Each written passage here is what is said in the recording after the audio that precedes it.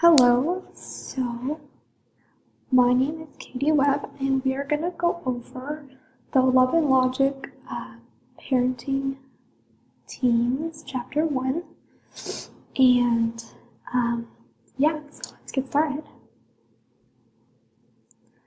So our objectives today, we're going to learn how to respond with love but also use logic, how to earn respect, how to teach responsibility, how physical changes cause emotional changes, and last, how to adapt to a changing society. So we're first going to talk about how to respond. So as the slide says, it says the first thing that parents want to do is respond immediately, which also usually means to respond with hot emotion. And when I am talking about hot emotion, I am talking about the emotion that comes immediately right as the situation is unfolding.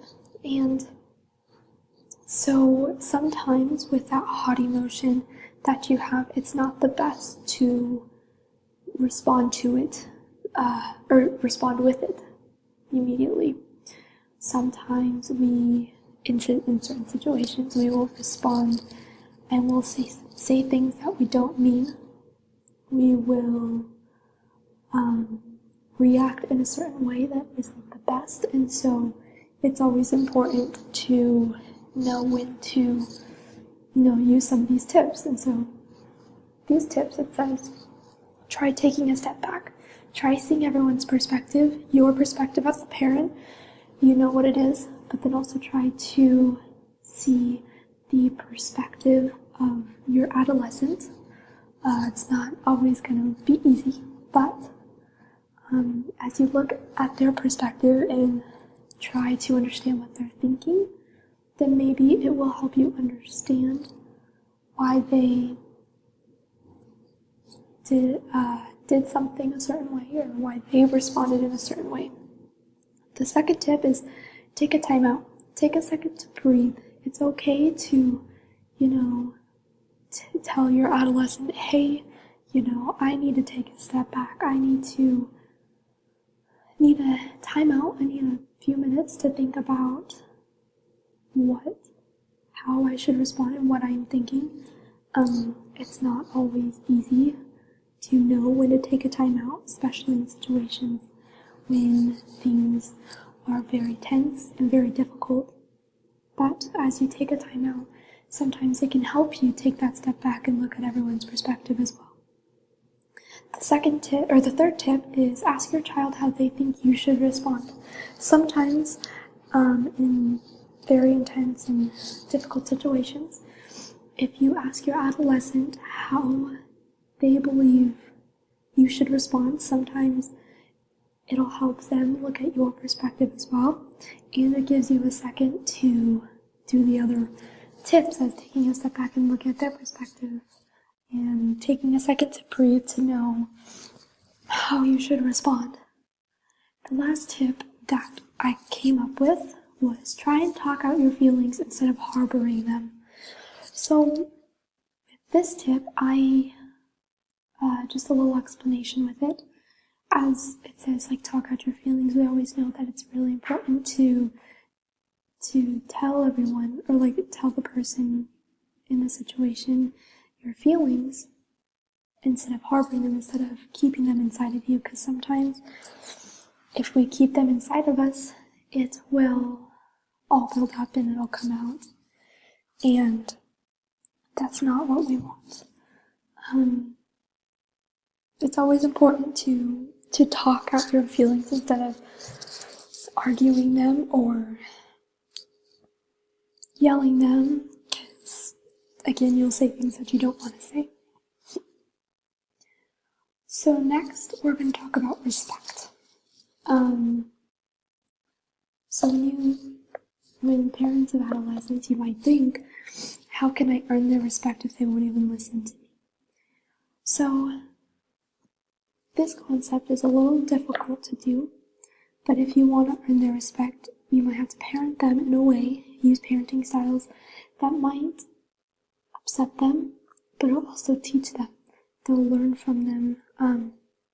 As a parent, you never want to upset your child. That's just something that you never want to do, but sometimes that's just what you have to do.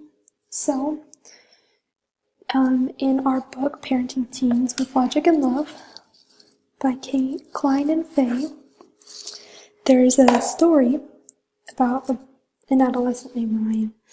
And so in this story, it talks about how his parents have some work associates over for dinner, and their son Ryan is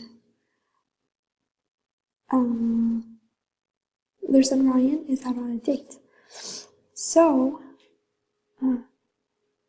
they're having dinner with their guests, and they get a call from the sheriff's office, and his mom, Ryan's mom, answers the phone and says that Ryan and his date have been drinking and have been taken into custody, and so she got very frazzled and didn't really know what to do. So Ryan's father comes and is talking to his mom, and his mom explains the situation. So then the dad takes the phone and says, "We're not coming down to the station to pick up Ryan," he told the officer. "Well, Mr. Frank, if you don't come pick him up, I'll have to lock him up." Well, officer, whatever it takes." So then it goes on, and it talks about how they lock up Ryan and his date, and they left him there for over the night. Well, so then, the next morning, they were debating if they should go pick him up again, or go pick him up from where they were being detained, and they decided they weren't going to. Well, so then Ryan's date's mom bails them out, and Ryan's parents weren't upset, didn't show that they were upset when Ryan came home. They said that it was his responsibility and that he needs to take all responsibility for that. It says his arrest was his responsibility, and they communicated. They weren't going to harass him about it, but they weren't going to rescue him either. So Ryan had to learn the lesson, and so it goes on to say that Ryan learned from this mistake and was very responsible and very respectful to his parents, because he was upset at first when they said that they weren't going to come pick him up, but then he learned his lesson about having to take full responsibility for what happened, and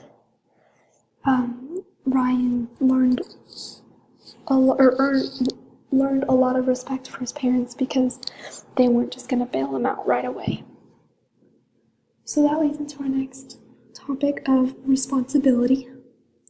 So the next story in the book is about Abby and the code. So Abby is a 14-year-old girl, and it's about her and her mom.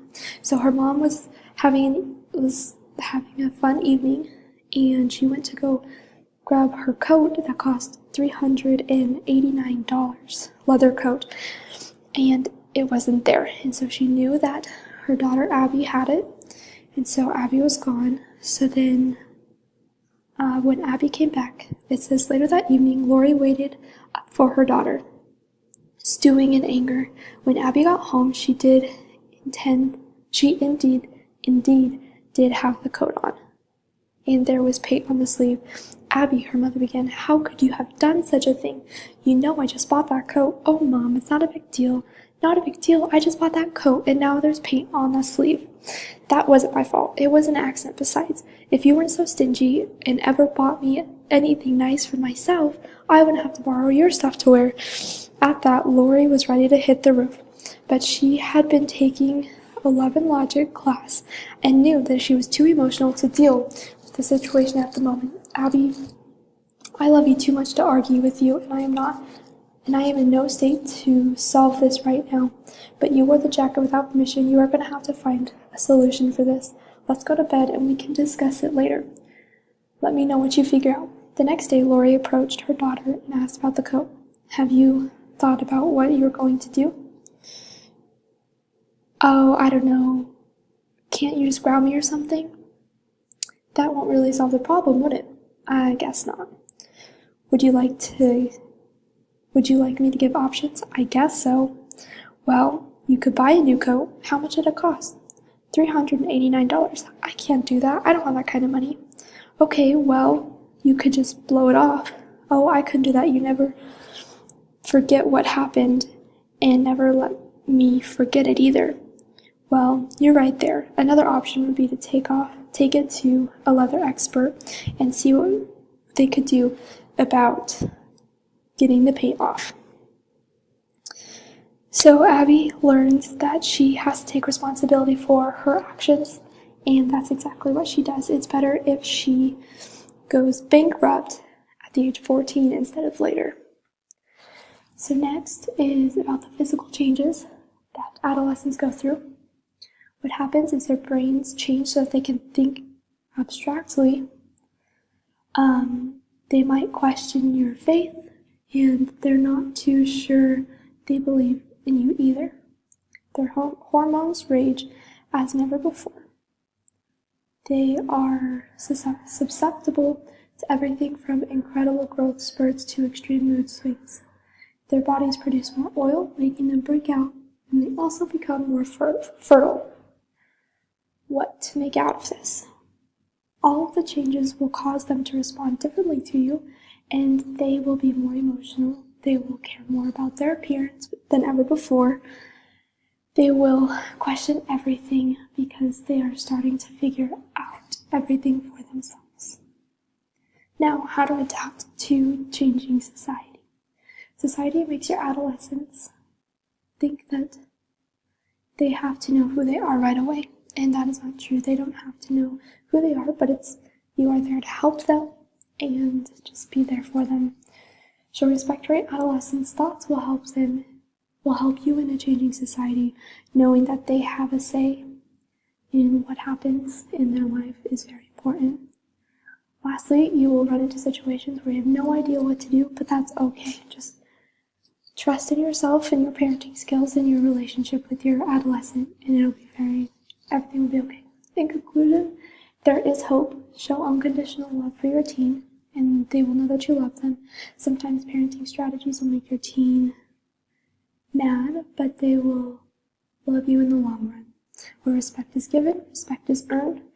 Lastly, you will have a lot of emotions as a parent, and sometimes it's best not to and to respond with that emotion.